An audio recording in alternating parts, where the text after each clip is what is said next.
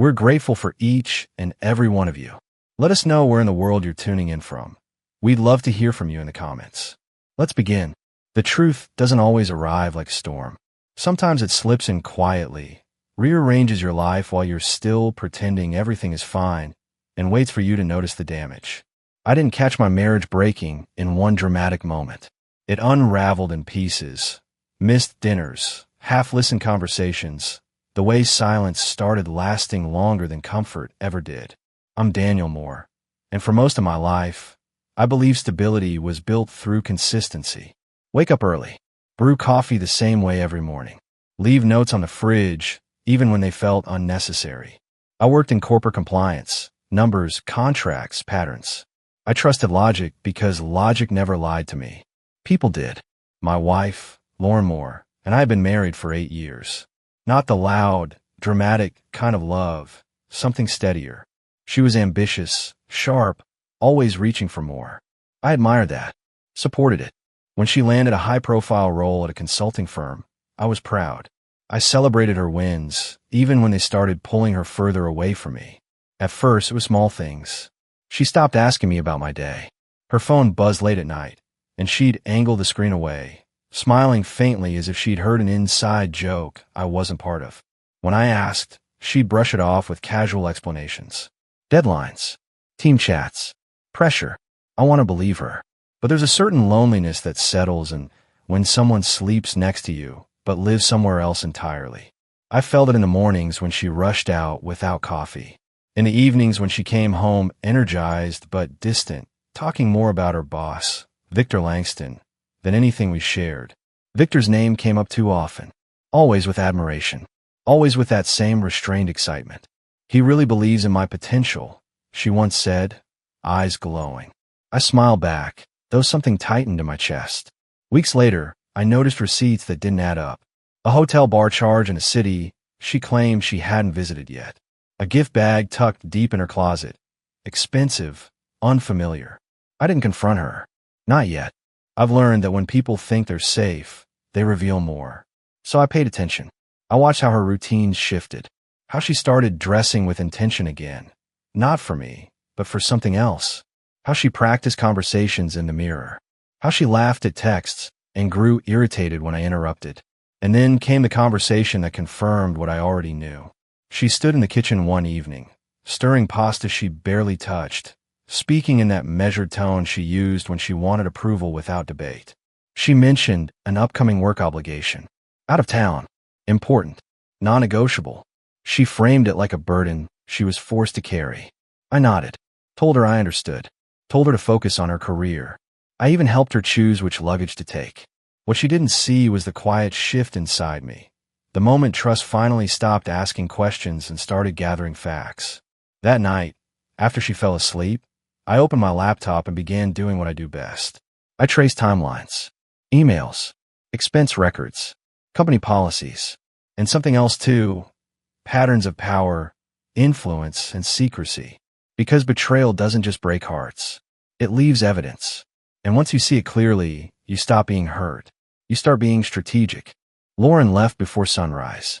I heard the soft click of the front door and waited until the sound of her car disappeared down the street. I stayed in bed a few minutes longer, staring at the ceiling, letting the quiet settle. 8 years of marriage had taught me the difference between normal silence and the kind that follows a lie. This one pressed heavier on my chest. Once she was gone, I moved with purpose. I showered, dressed, and poured the coffee she no longer drank with me. My routine stayed intact, because discipline was the only thing that kept anger from taking over. While the coffee brewed, I opened my laptop at the kitchen table, the same place where we once planned vacations and argued over paint colors. Now it was my command center. I didn't start with her phone. That would have been too obvious, too emotional. I started with what I knew: company structures, expense reports, internal policy language. Victor Langston's name showed up everywhere. Approval chains, travel authorizations, mentorship meetings logged late at night. On paper, everything looked clean, too clean. But compliance isn't about what's written. It's about what's missing. Lauren's recent travel didn't align with her team's schedules. Her performance reviews were glowing, yet her workload didn't reflect the praise. Promotions were fast, Raises faster. Patterns like that always leave fingerprints. By noon, I found a first real fracture. A consulting invoice tied to a vendor Victor personally approved. The services listed were vague: strategic alignment, executive collaboration. But the billing location matched the same city as Lauren's trip. A luxury hotel, booked repeatedly under different internal codes. I leaned back in my chair, exhaling slowly. So that's how you hit it. The hurt came in waves. Not loud, quiet, sharp, almost surgical. I thought about the nights she came home distracted, the way she flinched when I reached for her hand, how intimacy became scheduled instead of natural. She wasn't just drifting away. She was being redirected, and Victor knew exactly what he was doing. That evening, I called Lauren. She answered on the third ring, breathless, voice bright in a way I hadn't heard in months. The sound alone confirmed more than any document could. "Hey," she said. "Everything okay?" "Just checking in," I replied calmly. "How's the trip?" A pause. Then carefully, "Busy. Meetings all day." I smiled at the lie. "Make sure you rest. You've been working hard." She thanked me, told me she missed me, said it quickly, like a line she needed to get through. After we hung up, I didn't feel angry anymore. I felt focused. The next call I made wasn't to confront her.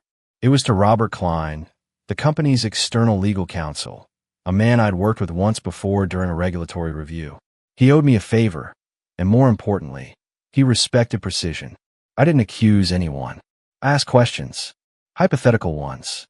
"What happens," I said, "if an executive blurs professional boundaries with a subordinate and mass personal travel as business expenses?" There was a long pause on the other end. "That depends," Robert replied carefully. "On evidence." "I can get that," I said. "And if I do, then people lose more than jobs," he answered. That was all I needed. The next day, I flew out, not to confront, but to observe. I stayed 2 hotels away from the one Lauren and Victor favored. I didn't follow them. I didn't need to. People comfortable in their deception leave doors open. I saw them once in the lobby. Lauren laughed at something Victor whispered, her hand brushing his arm in a way that used to be reserved for me. That image burned, but it didn't break me, because something else was happening too. I had reached out to Evelyn Langston, not with accusations, with concern. I sent her an email, brief, respectful. I mentioned irregularities I'd noticed in corporate spending that involved her husband's department. I asked if she'd be open to a conversation, woman to woman, spouse to spouse, about transparency. She responded within the hour. We met the following afternoon in a quiet cafe. She was composed, intelligent, sharper than Victor ever gave her credit for. I laid out what I had: documents, timelines, patterns. I didn't embellish. I didn't need to. Her hands trembled slightly as she scrolled through the files. "So he told me these trips were investor meetings," she said softly. I nodded. "That's what he told everyone." She looked up at me, eyes steady now. "And your wife?" I didn't defend Lauren. I didn't attack her either. I told the truth. "She made her choices," I said. "But he created the environment." Evelyn closed her laptop slowly. "Then we handled this properly," she said. "Not emotionally. Correctly." That was the moment I realized something important. This wasn't just about revenge anymore. It was about accountability. And by the time Lauren boarded her return flight, the life she thought she was stepping back into no longer existed. Lauren came back on a Friday afternoon. I knew the exact time her flight landed because I'd already reviewed the itinerary she never shared with me. By the time she rolled her suitcase through her front door, I was sitting at the dining table, posture calm, jacket pressed, coffee untouched. Nothing about the house looked different. That was intentional. The quiet should feel safe right before it collapses. She paused when she saw me dressed like that. "You look formal," she said with a light laugh, trying to read the room. "Long week," I replied. "Sit with me for a minute." Her smile tightened, but she set her bag down and took the chair across from me. She smelled like that unfamiliar perfume again. I noticed everything now. Before she could speak, there was a knock at the door. Lauren frowned. "Were you expecting someone?" I stood without answering and opened it. Evelyn Langston stepped inside first, composed, eyes clear, holding herself with the quiet authority of someone who had already processed the truth. Behind her was Robert Klein, briefcase in hand, expression neutral. No judgment, just procedure. Lauren's color drained. "What is this?" she asked, voice barely above a whisper. I gestured toward the table. Please, sit. Evelyn took the seat beside Lauren. The contrast between them was stark. One frantic, one unshaken. Robert placed his briefcase down carefully and opened it, laying out folders with deliberate precision. This meeting isn't formal, Robert began, but the implications are not. Lauren's eyes darted to me. Daniel, I don't understand. I met her gaze. You understand more than you're admitting. Evelyn slid a document across the table. Expense reports, hotel confirmations, internal emails with timestamps that didn't match their stated purposes. I didn't come here to shame you, Evelyn said evenly. I came because lies grow when they're protected. Lauren's hands trembled as she flipped through the pages. Victor said, I know what he said. Evelyn interrupted. He said the same things to me. Silence stretched. Lauren finally looked at me, eyes glossy. I was confused. I felt invisible. He made me feel seen. The words landed heavy, but they didn't wound me the way she probably expected. I spent years seeing you, I replied quietly. You just stopped looking back. Robert cleared his throat gently. Effective immediately, Victor Langston is under internal review. His access has been suspended pending investigation. Lauren's breath hitched. You can't do this. I leaned forward, voice steady. I didn't. Your choices did. Her eyes flicked to Evelyn. Please. I didn't mean for her to go this far. Evelyn studied her for a long moment. Neither did I, when I trusted my husband. That was the last thing she said to Lauren. Robert gathered the folders. There will be follow-up communication regarding corporate matters. As for personal matters, he looked at me. That's between you. They stood and left without another word. The door closed softly behind them. Lauren broke down then. Not loudly. Quietly. The kind of crying that comes when consequences finally arrive. I didn't think you'd find out, she whispered. I know, I said. She reached for my hand. I didn't pull away immediately. I let her feel the stillness, the absence of warmth that once lived there. I can fix this, she said desperately. I'll quit. I'll cut him off. We can start over. I stood, slowly removing my hand from hers. Starting over requires honesty, I said. And you built this on secrecy. She followed me into the hallway, panic rising. So that's it. You just destroy everything. I turned to face her, not angry, resolved. I didn't destroy anything, I said. I stopped protecting a lie. That night, she slept in the guest room. I stayed awake, not because I was hurting, but because I felt something else settling in. Clarity. In the days that followed, Victor's world unraveled. Investigations. Suspensions. Public silence where authority once lived. Lauren's phone buzzed constantly. Calls she didn't answer. Apologies that came too late. She tried to paint herself as a victim, as someone misled. But growth doesn't come from rewriting history. It comes from facing it. And I was already moving forward. Because while she was losing everything she thought mattered, I was finally reclaiming myself. The house felt different after that. Not emptier, clearer. Like the air had finally been let in after years of sealed windows. Lauren moved quietly for a while, as if volume alone might decide whether she was allowed to stay. I didn't rush her out. I didn't yell. I didn't punish her with cruelty. I let reality do the work. Victor's investigation moved faster than anyone expected. Companies don't like risk, and once patterns surface, they act decisively. His name disappeared from internal directories. Meetings were reassigned. Authority evaporated. The man who once spoke with certainty now spoke through attorneys. Lauren resigned before she was formally questioned. She said it was to protect her dignity. I understood it differently. Some people leave before the ground finishes shaking. One evening, she finally sat across from me again at the dining table, the same place where everything unraveled. Her face looked older somehow, stripped of the confidence she borrowed from someone else. I don't recognize myself anymore, she said quietly. I nodded. That happens when you live as someone you're not. She asked if I hated her. The question wasn't dramatic. It was tired.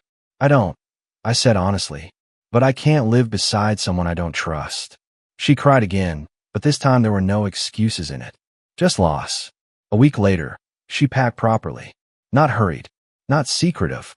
She left a note on the counter, apologizing without asking for forgiveness. I respected that more than anything she'd said before. When the door closed behind her, I didn't feel victorious. I felt grounded. Evelyn and I spoke once more after the dust settled. Not about blame, about boundaries. She filed for separation quietly, choosing privacy over spectacle. There was strength in that. We didn't stay in touch. We didn't need to.